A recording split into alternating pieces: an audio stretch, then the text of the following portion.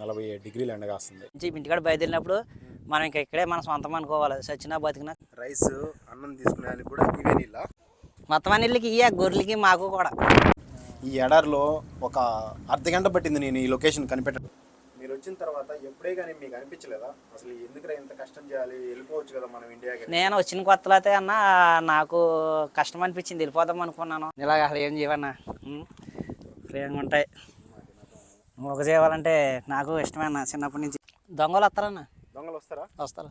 వీటిని క్లీనింగ్ చేసుకుంటా ఎండ కదన్నా మొత్తం ఈ గొర్రెలు గుర్రాలు కూడా అక్కడనే. పోయేటోళ్ళు అంటే మనకు డబ్బుల కోసం వచ్చామన్నా, మన ఫ్యామిలీని పోషించుకుంటాయి.